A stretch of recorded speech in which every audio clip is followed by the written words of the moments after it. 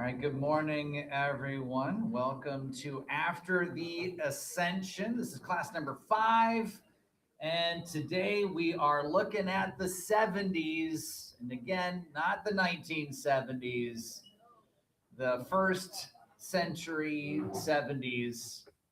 Um, and today is going to be quite the day. We're going to be taking a good look at the fall of Jerusalem and the aftermath of the fall of Jerusalem.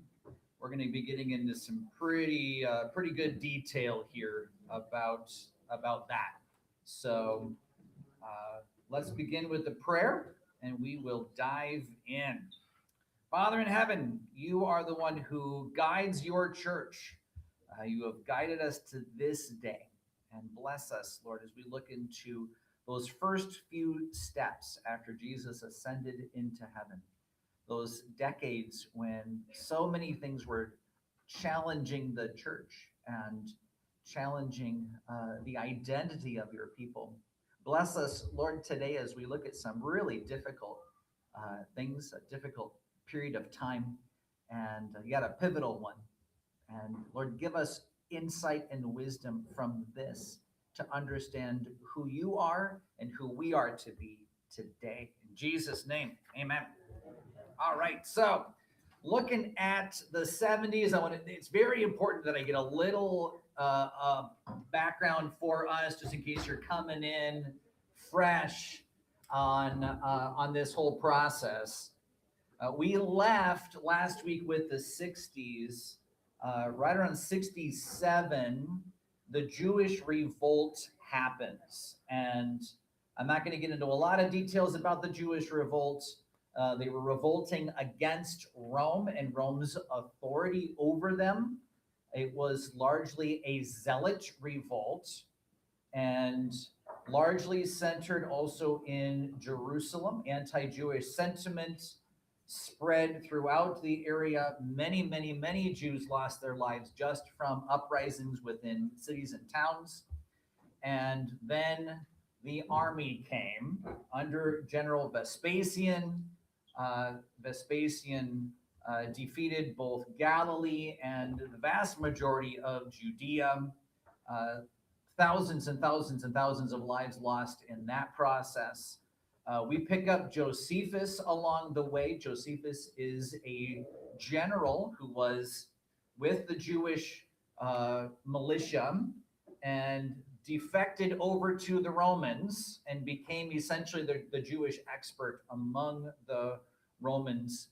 And he will play heavily into what we talk about today.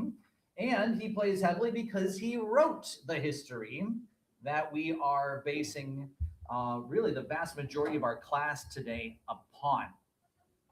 Zealots have taken over Jerusalem by this point and have divided into 3 factions, and they're all warring factions. They've wiped out most of the Sadducees because they're cooperating with Rome, and they have also set fire to the vast majority of the storehouses of grain within Jerusalem. And the logic behind that is that the people won't fight if they're well fed. And we need to bring God's kingdom. And if the people don't fight, the kingdom's not coming. So they decided starvation might be the best way to inspire the people to fight. And then we have the year of the 4 emperors in Rome. There's civil war in Rome. And by the time all the dust settles, Vespasian is now emperor. Okay. Quite the ascent to the throne, which brings us to 70. With Vespasian now as the emperor of Rome, his son Titus takes command of the forces that are in charge of dealing with this Jewish revolt. And Titus decides to summon 4 different legions of the army to gather around Jerusalem. And we're talking about 70,000 men.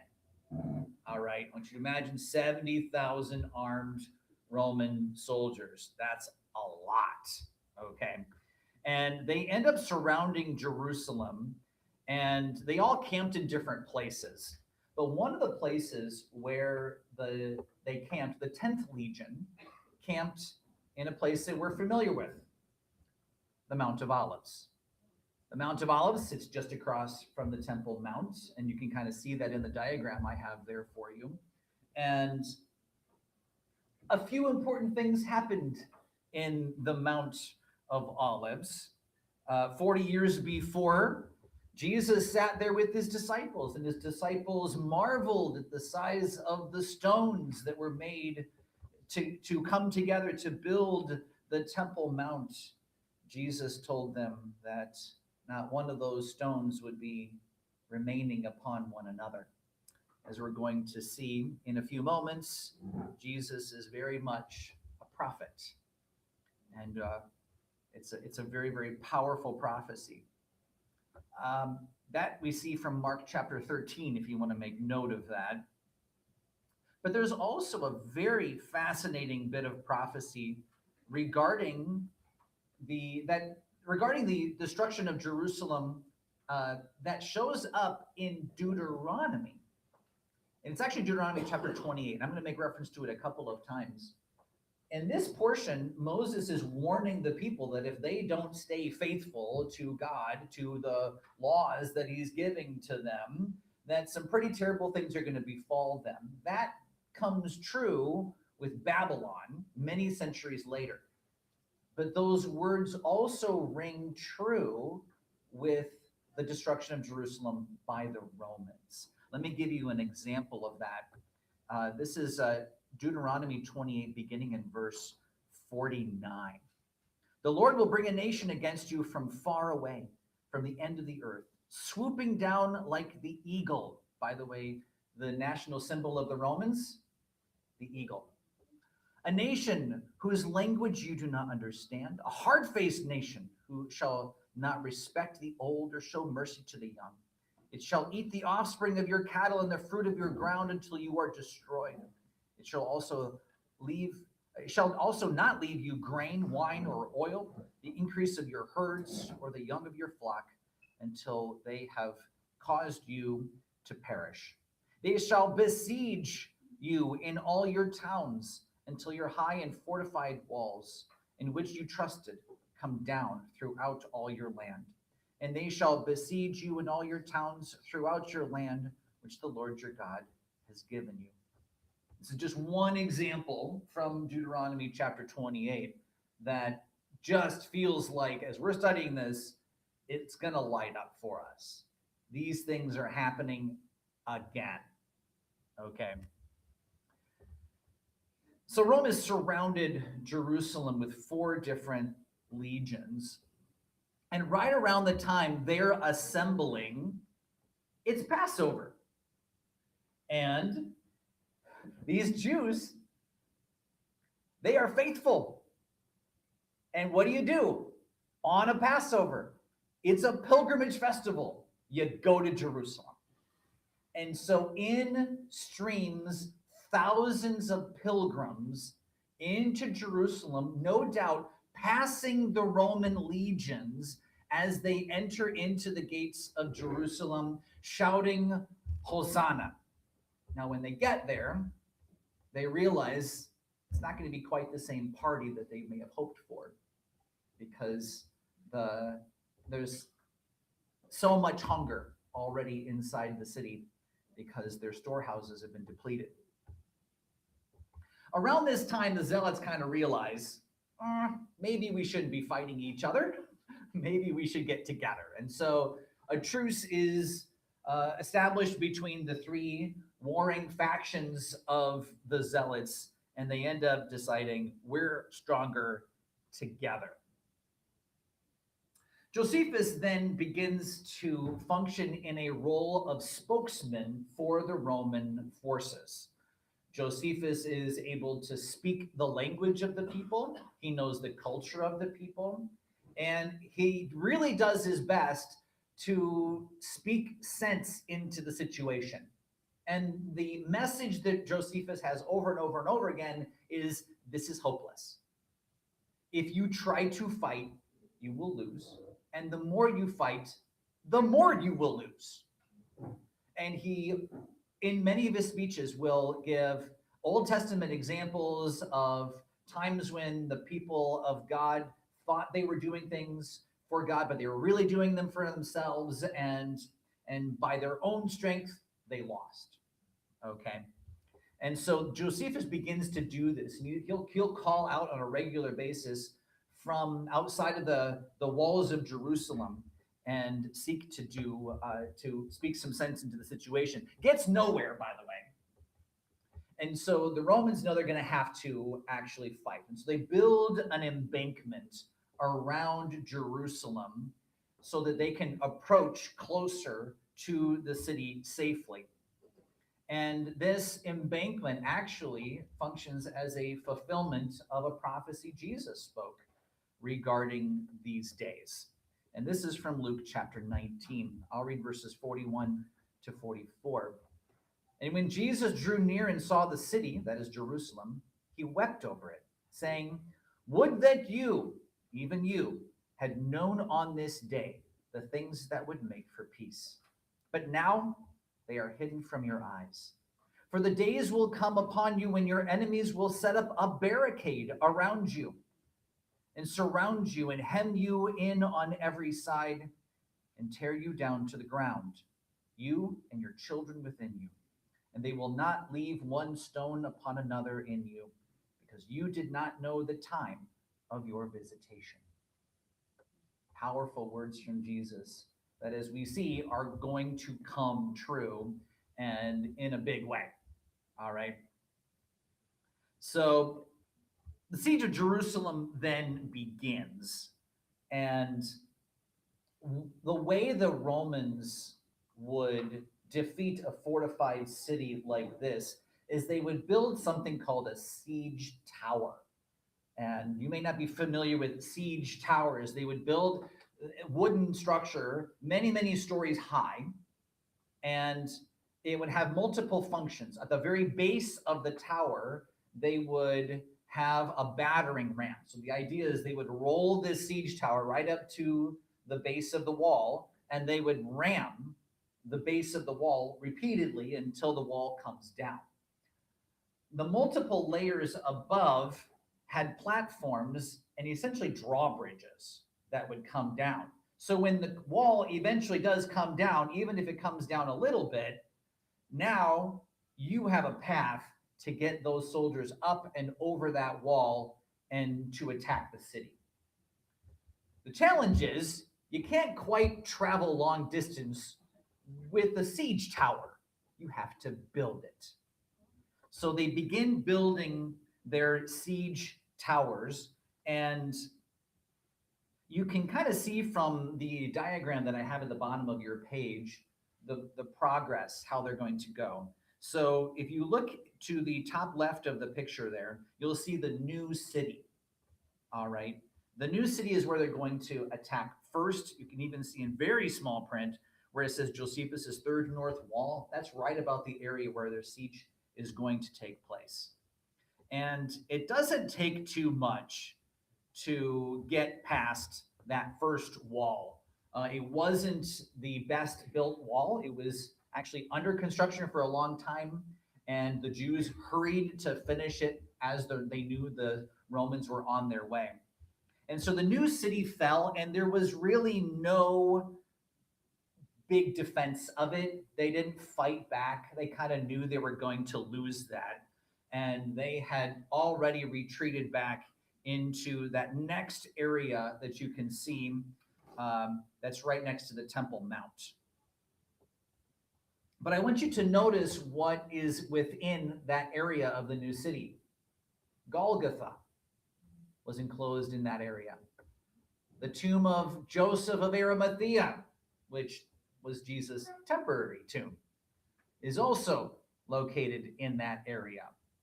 So you can see between the time of when Jesus, because that was outside of the gates at Jesus' day, the city had expanded to include that area. Now it was the camp for the Roman soldiers. Along the way, Agrippa and Bernice, King Agrippa, Queen Bernice, had made visits to kind of see how things were going. Agrippa wanted to be, he was king, but he wanted to be king of the Jews, kind of like his grandfather and great-grandfather.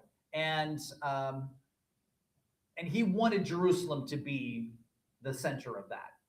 So he was very interested in the siege, not just in the fact that it was happening, but he was also interested in making sure that the glorious buildings within Jerusalem stayed upright, because they were glorious and it would make him more glorious to be the king and abiding in those places. Also around this time, the Zealots realized that there were people who were realizing that this was not going to happen. Like this was going to be sure doom for everyone. And so people would try to escape. The Zealots would kill anybody they caught trying to escape. They wanted everybody in the walls. They wanted everybody to be a part of this glorious messianic victory that was about to happen. And unfortunately, what also happened is that those who escaped would often be captured. Some of them they set free, but others they captured. We'll talk more about them in a moment. The inner wall to that intersection that you can see there is breached also by the siege works. They were able to roll the siege works that did the previous wall all the way over, and same thing, battering rams, soldiers over the top. But there they had an enclosed, a very close city, where the other one was much more wide open. This one was tight streets, urban warfare kind of stuff. And the Jews were actually able to hold them back for a while, but they weren't able to hold them back forever. And they had to retreat into the fortress Antonia. So if you see the Temple Mount there,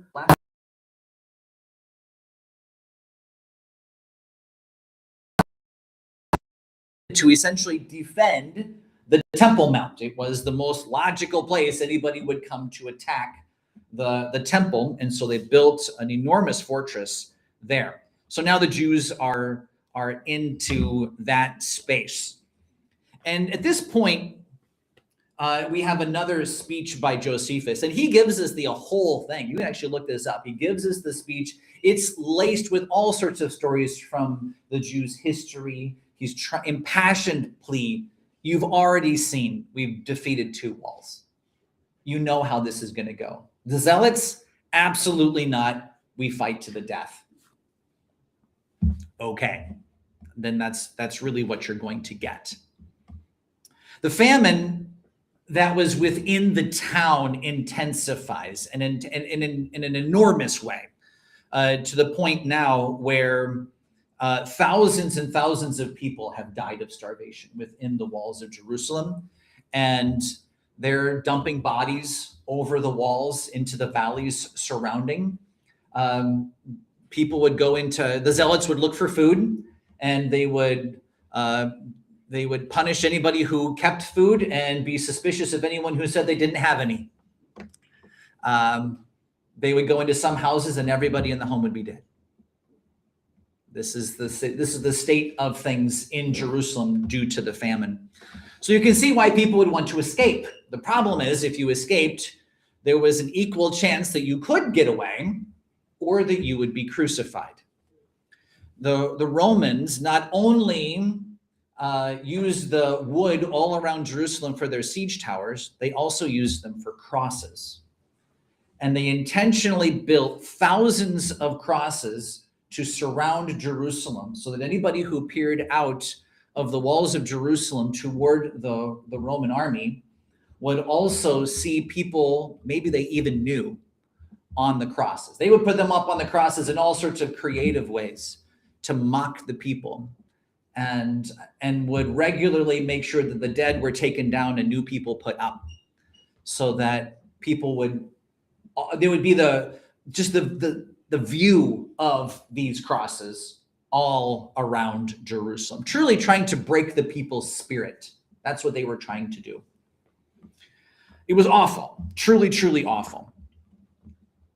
And we can assume that there are some followers of Jesus who are caught up in this. Okay, we know, we talked about last time, many of the followers of Jesus who were there in Jerusalem left. They went to Pella. There are thousands of them that went to Pella.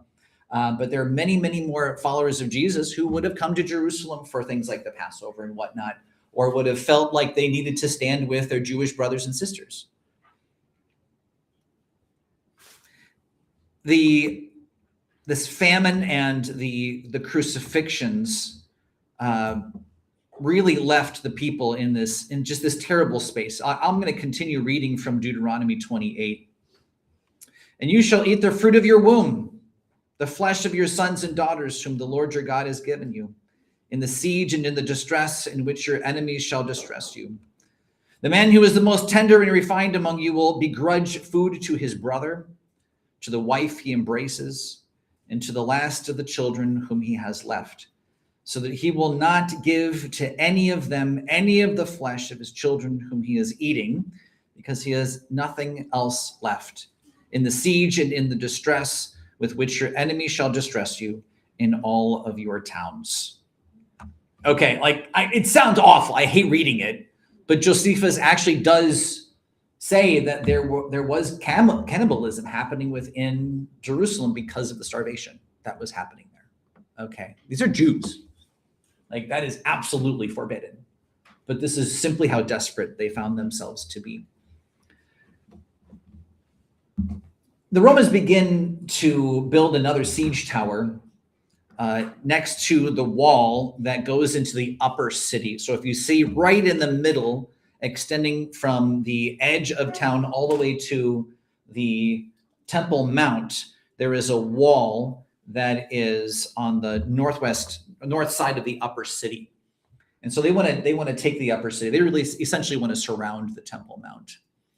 And the Jews fought back in some pretty innovative ways. Once they had their siege tower up and the battering rams going, the Jews were not sitting by. They knew where they were going to go with it. And so they built a tunnel underneath the wall and supported the tunnel with these cedar logs, and they covered them with bitumen.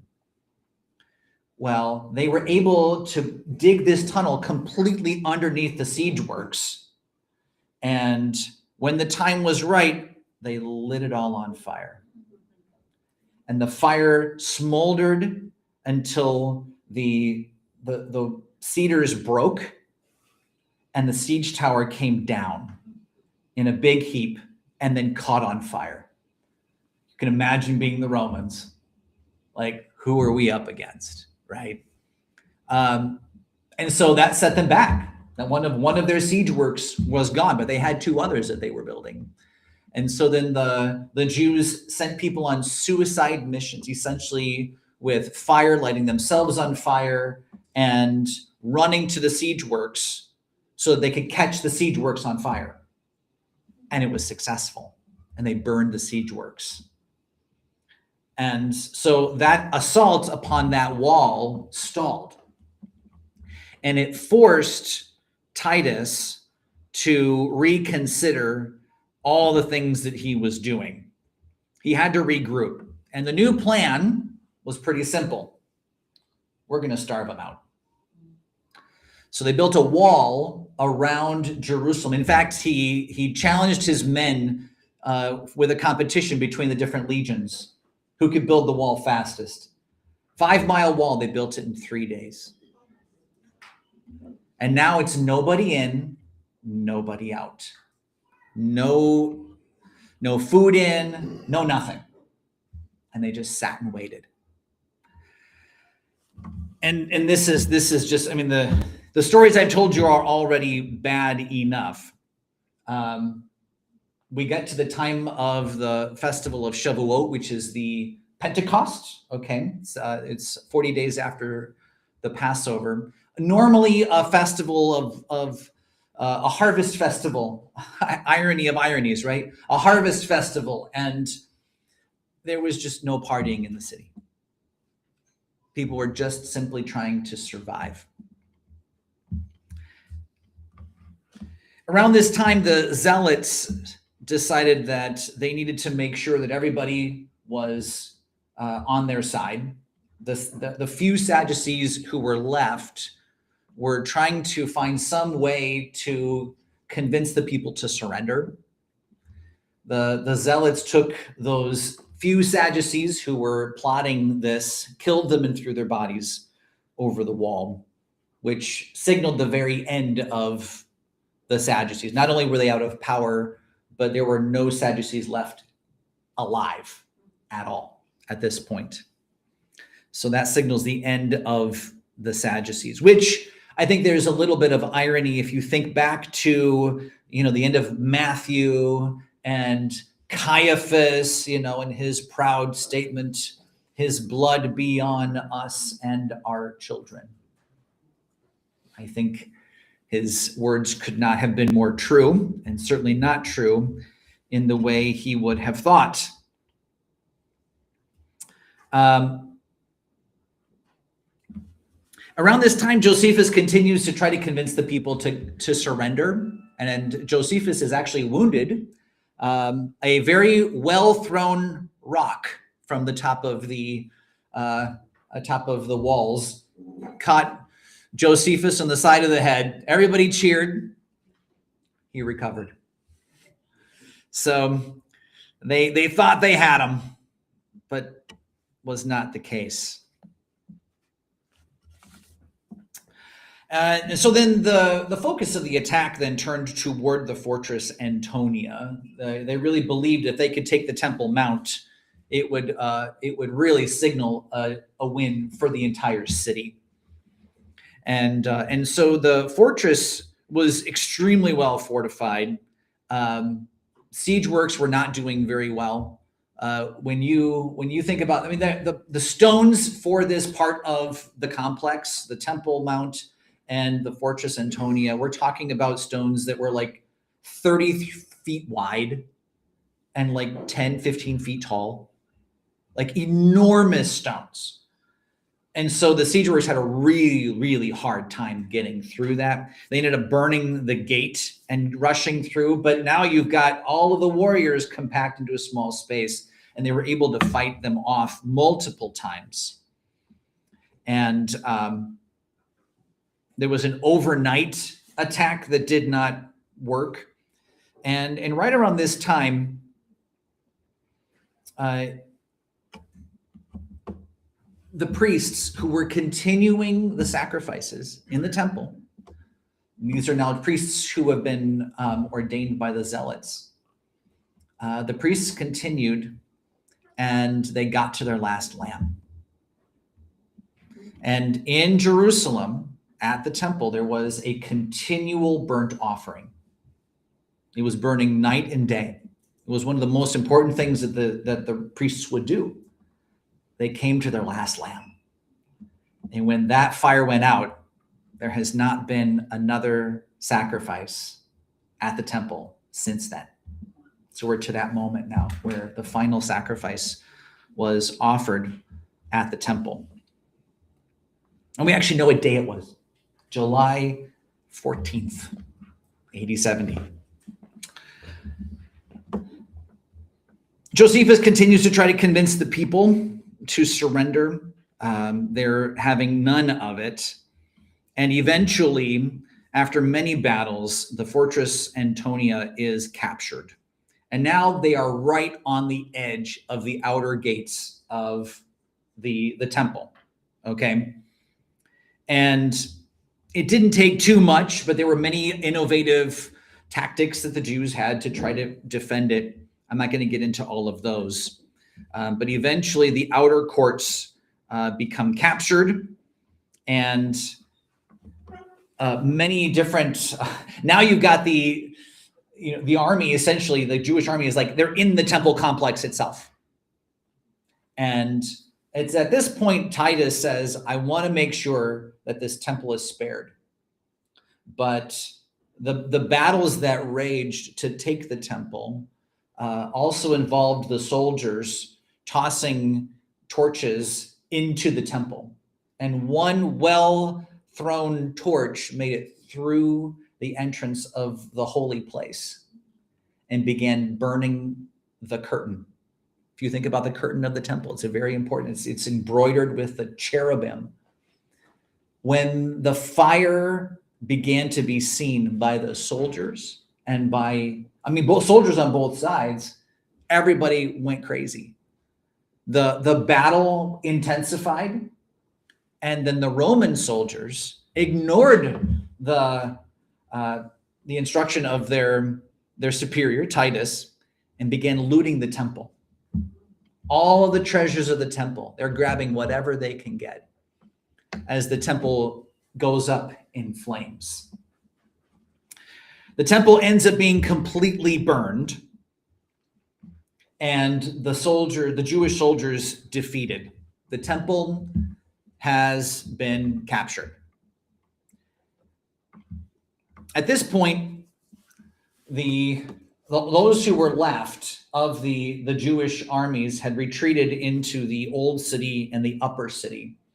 And the generals actually had a meeting where they spoke to the Romans across an archway that had been destroyed. Josephus speaks about this because he served as the interpreter for that. And once again, this is Titus now saying, we've defeated you. It's over. You know what's going to happen now. Your temple is in flames. We'll spare you. Just surrender. And the zealots said, no. And so then the Romans said, then everyone will die by the sword. So they systematically went into first the lower city. They don't have nearly the defense that they had before. They simply went from house to house. In many houses they found no one alive. But where they did find them, they killed them. They also moved into the upper city, which proved to be a bit more of a challenge because, as you can see, Herod's palace is in that part of town. They built siege works on the other side of the wall and eventually were able to defeat Herod's palace as well. By the time all of these things had happened, 1.1 million people in Jerusalem alone had died.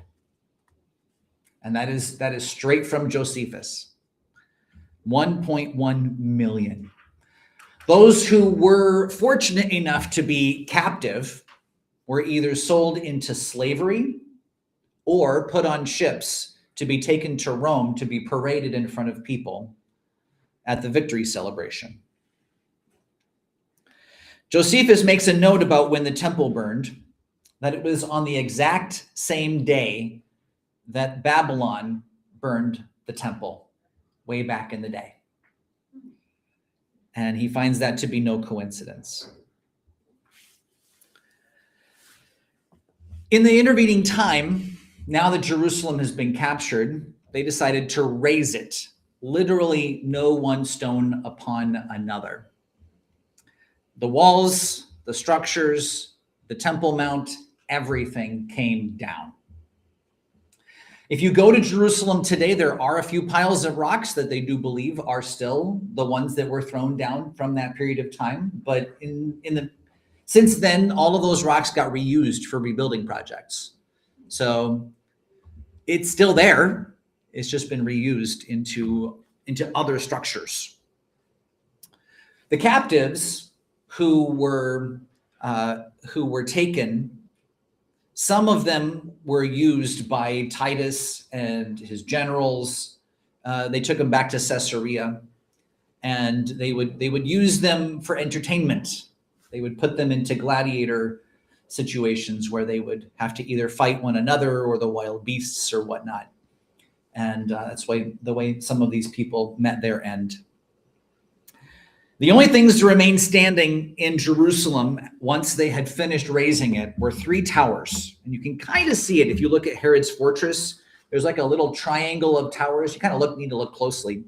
There's a little triangle of towers there. He named them after his children. And those remained because the 10th Legion would remain in Jerusalem to keep guard, but there really wasn't anything to guard. There was nothing left. People who would come to Jerusalem would no longer recognize it. Now, why is it important that I tell you this story and spend the majority of our time today on the destruction of Jerusalem? This is a pivotal moment, not only for the Jews, but also for the Christians. Nothing can be the same for anyone once Jerusalem is gone, once the temple is gone, okay? And we're going to talk a little bit more about how they're having to adjust here in just a little bit. But I don't want you to think that I'm going into this kind of detail just to gross you out or to make you feel awfully sad. Because trust me, I've been studying this, and this has not been fun to study, everybody. There are a lot of details I'm not giving you that are just horrific, okay? But it really is that important in who we are as Christians, okay? That this has happened, and even that it happened in such a bloody and horrific kind of way. All right, this is going to be an imprint upon the psyche of Jews and Christians for centuries to come. Okay.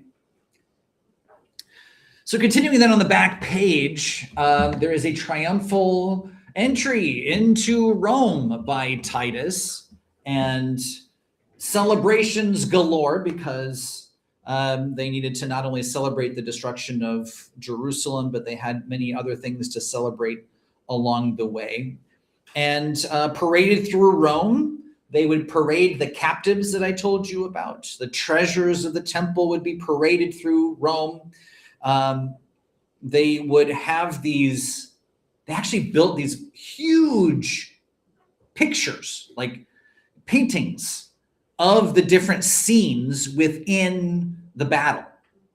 All right. So that the people could kind of see the story. And these are like many stories tall. So that as they're parading through Rome, it's essentially telling the story of their conquest. Toward the end of the parade came the furnishings of the temple. Things like the table of the showbread, the menorah, the incense altar, and the like. And finally, of course, Titus and Vespasian, who are just soaking up the praise. In Rome, at that time, we know there was a Christian church. And I want you to imagine the believers seeing the items in the temple paraded before all of these pagan people and in worship of other gods. These are items that they would never, ever, ever be able to see. Only the priests could see these things. But now, profaned for everyone. It had to have been a pit in the stomach kind of feeling for all of the believers. At that time, Vespasian decided that he would use some of the treasure and melt it down to make some new coins. These coins were called the Judea Capta, and I have some examples of those on your sheet there. Hopefully you can make it out. On the back side of the coin, you can see a Jewish woman who is mourning beneath a palm tree. The palm tree was the symbol of the Jews, by the way, at that time. The palm tree was a symbol of the Jews. So there's a woman who is mourning under this palm tree. And there were 48 different versions of the Judea Capta coins that had been minted in various denominations. And they got kind of creative with it because then they, in some of the other editions, they had the goddess Nike there, essentially lording it over the woman who is mourning beneath the palm tree, essentially saying that their God beat the Jewish God. And unfortunately, in Christian history, that theme also plays into some sculptures that we see many centuries later. And instead of the goddess Nike, it is a woman who's representing the church. And she is standing over another woman who is in mourning, who is called the synagogue. And so that kind of tells you where Christianity is going to go.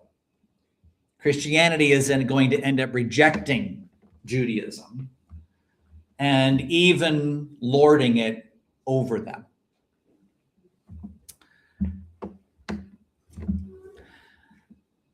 Vespasian also started some big construction projects. He wanted to open what he called the Temple of Peace and a new amphitheater eventually called the Colosseum.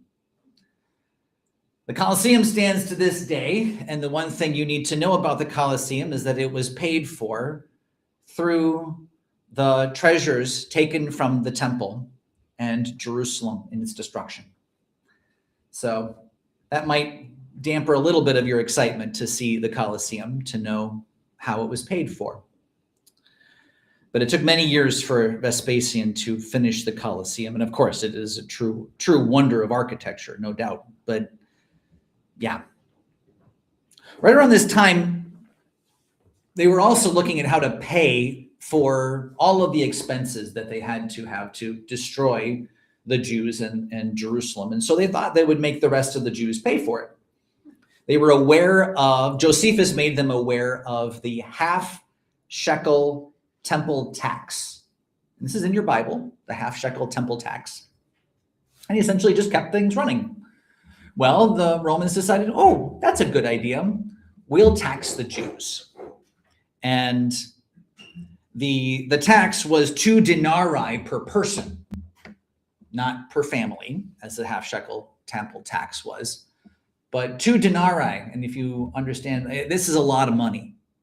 And families who had multiple generations in the same home, it would impoverish them to have a 2 denarii tax per person. And of course, who did the tax go to? Zeus. Remember how Jesus talked about, give to Caesar what is Caesar and to God what is God's. How did it feel for the believers who were Jews to give a tax to Zeus? That's a tough one. In fact, this Fiscus Judaicus was something that began to continue this process of pulling the Christians away from the Jews. If you were a Christian in Rome, you would be very tempted to pretend that you weren't Jewish or find some way to divorce yourselves from being Jewish. And by the way, this Fiscus Judaicus, this tax, was not just for people who were ethnically Jewish. If you were a convert to Judaism, if you were Roman who had actually converted, you had to pay the tax. If you were a God-fearer, remember we talked about the God-fearers? These are the Romans who would just simply kind of adopt the Jewish lifestyle. Yeah, if you're taking a Sabbath, you're paying the tax. So now imagine being a Christian. You're a Roman Christian. You've learned about Jesus through your synagogue. You're not a Jew. You haven't converted. But you've learned about the Jewish Messiah, and you're convinced that he's your Savior. Think of the pressure to renounce Judaism, to renounce everything that would have to do with the heritage of your Savior. That's what they were going through. Okay. It was awful. And that widened the gap, right? It widened the gap between the Christians and the Jews.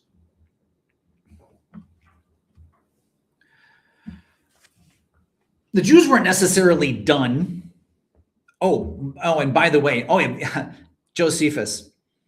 Josephus also advised Vespasian, because Vespasian's like, how do I avoid having to do this again?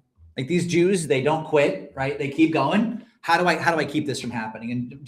And Josephus was like, well, there's this thought out there that, well, there's going to be a Messiah, and he's going to come from the house of David. And Vespasian's, great, find me everybody in the house of David. I'm going to kill them. Well, that will hit Jesus' family, called the Despolsini. And so throughout all of the Roman Empire, now they're hunting down the descendants of David. And so now even more the Christians are in hiding. And remember, the leader of the Christian church now is Simon of Clopas. He's of the line of David. So he's in hiding. And so this is going to further drive the Christians underground. Around this time, the last vestiges of the Jewish army are being put down. There's a place called Herodium, not too far from Bethlehem, which was a fortress built by Herod. Interestingly enough, he actually moved a mountain to do it. No joke. If you look south from Jerusalem, there is a mountain, and it is not where it used to be. He literally moved a mountain and then built a fortress on top of it. We might know somebody who talked about moving mountains. And right around this time also, I remember Yohanan ben Zakkai, who we talked about last time, the Jewish leader. He is starting to gather those sages who are remaining in a place called Yavna. And that's going to be important for us later when we talk about how the Jews are going to regroup after the destruction of Jerusalem. Right around this time, way over in India, Thomas is meeting his end. And as I mentioned before, we don't know too much about Thomas for certain. There is a document we have in full called the Acts of Thomas. It was written in the 3rd century, has strong Gnostic influences, very much the historical fiction kind of thing I was telling you about. But there are certain streams of truth that seem to be in there that corroborate with other sources. It seems that Thomas wasn't crazy about going to India when the lot was cast, kind of like John we talked about last week, right? And finally, it says that Jesus sold Thomas into slavery to an Indian master, and that's how he got him there.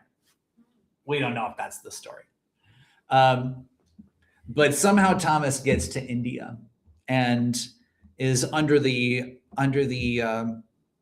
rule of a master there, presumably, I think even the king. And Thomas says, hey, I'm going to build you an eternal fortress, or eternal palace. And he's like, great, gives him a bunch of money. Then he gives all the money to the poor. And he goes back to the king and says, look, treasure in heaven, because I gave all the money to the poor. I haven't read all the Acts of Thomas. I don't know how that went down, but you can see how, like, oh wow, I could kind of see Thomas doing something like that, and like you can see even like in a historical fiction kind of ways, like that's really cool. Like I kind of want that to be true. Thomas met his end in 72, we believe, and as I said last week, there's something about these stories in the Gnostic stories of the apostles. He had converted the wives of the king, and that did him in. It was in a place called Mylapore that he was run through with spears. That would be how Thomas meets his end. Back in Judea, there are only a few places that the Romans have to mop up where there is resistance. Machaerus is on the east side of the Dead Sea. Machaerus is famous because it was the place where Herod put John the Baptist, and where John the Baptist was beheaded. He was held in Machaerus. It was a fortress, and it was difficult to defeat, but a few people let him in, and then it wasn't so tough. The last of the fortresses to fall was Masada. Masada is on the west side of the Dead Sea, and it was very, very high up. The ruins of Masada still exist to this day. And when the Romans had finally built a ramp to get all the way to the top, and they had poured over the edges of Masada, they found everyone dead. Because everyone had taken a suicide pact, men, women, and children, so that all would not die to the sword of a Roman. And so ends the Jewish revolt. And truly, truly awful. There's an amazing story that comes out from this period of time too, that the believers who were in Pella had a desire to establish some sort of presence back in Jerusalem. And the details are spotty on this, but it seems that in the upper city, even in your map there, they call it Zion. That upper city became known as Zion. And really, Zion is the Temple Mount. There were 7 synagogues that were located there years and years and years later. And there is some suspicion that the 10th Legion allowed the believers to have a small settlement there in the upper city. Like I said, the evidence is sparse, but there is enough of it that kind of connects to make us believe that the believers in Jesus had a very, very small settlement left in the upper city because they wanted to have a presence there. And they called it the New Zion community. Shortly thereafter, Flavius Josephus, now set free, and is tasked to write the history of the Jewish war. And that is where all of our details are coming from. AD 79, Emperor Vespasian dies. His son Titus is enthroned emperor. And just for a sense of the history, right in there in 79 is when Mount Vesuvius erupted. And also there was fire and plague that hits Rome. And I'm not going to get into details about that. I want to spend just a few minutes then on the significance of this moment, both for the Christians and for the Jews. And I even entitled this section on your sheet, Redefining a Religion or Two. And the reason I put it that way is that originally it was just one religion. This is the continuation of Israel. Jesus is the Messiah of Israel. The intent is this continues as Israel, but now with their Messiah and a messianic kingdom that is coming through those people who have repented and put their faith in Jesus and have received that forgiveness and that new life. And now the Gentiles are streaming in, right? That was the vision. But what we see here is 2 very different responses to the destruction of Jerusalem. Now Judaism has to exist without a temple. And they had to make their religion portable. By the way, only the Pharisees remained. There were no Sadducees, there were no Zealots, there were no Essenes. It's only Pharisees.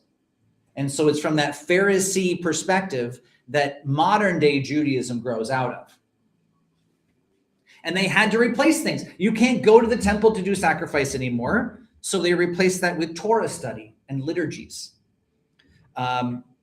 Without a temple, now their meeting places in the synagogues became important. But by the way, they did this before. They did this with Babylon. So this is not a new script for them. The synagogues were already there. Now synagogue worship becomes the central. Rather than a priesthood offering sacrifices to God, you have teachers, rabbis. And already we had rabbis. This is not a new thing. But the rabbis became even more important because they were essentially the mediators between God and his people, kind of the role that the priests had taken. And there was a much greater emphasis on Sabbath. Because what can you do? You can't go to Jerusalem for any of these festivals. That centrality is gone. So now being a Jew meant holding on to whatever was left. And the most distinctive thing that they had was their Sabbath. Okay. And all of the different rituals, the table rituals that came around the Sabbath. And it wouldn't be too long that the rabbis are going to realize we don't have our oral traditions anymore. There is no way to pass this down from generation to generation. We need to write it down. All right, that's coming in the next few decades, but I want you to know they're going to get to a point where they're going to start writing down all of these teachings before they're lost to this generation. What about Christianity? Christianity is starting to have to contemplate life without Judaism. How do we do this without our roots? And so rather than having a temple at the center of everything, Jesus is the center of everything. All right. And we're like, well, of course, Jesus is the center of everything. But if you're a Jew, the temple was at the center of everything. Now they see, wow, Jesus has done this. Jesus predicted the fall of the temple. Jesus is greater than the temple. Jesus is the core. Jesus is at the center. Okay, so Jesus is the focus. And already they were, I mean, we've done this a few weeks now. The story has been, how do we get all these Gentiles in, right? What do we do with all these Gentiles? They've got Gentiles already as a part of Christianity. Okay, so they already kind of have that going on. But now, instead of the threat being, what are these Gentiles going to do to our Jewish faith? The question is, how do we even hang on to our heritage at all? Because now nobody wants to admit being a Jew. And so now the religion starts to separate from its roots and become a Gentile religion. It's the very beginnings of it. We're going to see a lot more of this in the weeks to come. But the very first step away from being a Jewish religion is starting to happen. And so what begins to happen is then the Gentile experience of Christianity starts to become the norm. Rather than having all of these Jewish traditions and whatnot that are infused, you're having Gentiles starting to create traditions of their own and worship of Jesus, who is the Jewish Messiah. And many of the traditions that we have today actually come out of a Gentile expression of Christianity, not a Jewish expression of Christianity. And what I'm showing you right now is this is one of those major divergence points where it starts to split. It's not completely split. Most Christians still have a strong Jewish identity, but we're going to see this fork in the road, and it's going to widen as we go. And then the other thing is they want to make sure Christianity is portable, just like they were doing with the Jews. Remember, these are Jews who believed in Messiah. They wanted to go to the temple. They wanted to have all of their festivals. Like that was their life. So now they needed to know, how do we have God with us no matter what? And so what you'll notice in a lot of the writings that come after this time is there's a great emphasis on the Spirit of God. We'll even see it in John. We'll talk about John in a few weeks. The Spirit of God, because the Spirit of God is with you no matter what. The Spirit of God is there. You don't need a temple necessarily to have God with you, because the Spirit of God, that wind of God, is blowing in your life, and He is the one who is going to hold you up through all of those things. And so that gives us a little sense of the importance of this moment, because the destruction of Jerusalem is that fork in the road. And I cannot emphasize it enough how important this is in the history of the Christian church and in the history of Judaism. There's something else that becomes very interesting for me in leading this class, because for the next couple of decades, Christian church history goes dark. Like literally, you don't have people writing like Josephus here. I gave you a lot of details because Josephus wrote everything down because he was there. But for the next couple of decades, we don't have people who are writing this happened and that happened and this happened. They're all in hiding. They can't raise suspicion that they're a Jew, or, as we're going to see, even a Christian. So a lot of things are happening underground. And there's a lot going on. I just don't have solid historical references to know what they are. So this also signals a little bit of a change in the way that we're going to do this class over the next few weeks. Rather than a lot of detail and this happened and that happened and this happened, we're going to start looking at a few of the documents that we do have from these periods of time and deducing from that what it was like to be a Christian in the 80s, in the 90s, near the turn of the century. That's what we're going to be hitting over the next few weeks. So thank you for your attention today. Let me close it with a prayer. Father in heaven, what a tough thing to see, that through the devotion of people to you, but a misguided devotion, your beautiful city and your beautiful temple, the center of your presence among your people, was destroyed. Lord, we're just so grateful that you showed up ahead of time, that through Jesus we know that you are with us no matter what, that your spirit goes along with us, lives inside of us. Give us confidence as your people that we can carry you with us wherever we go, and that your kingdom, now expanded around the world, will reign forever one day. In Jesus' name we pray.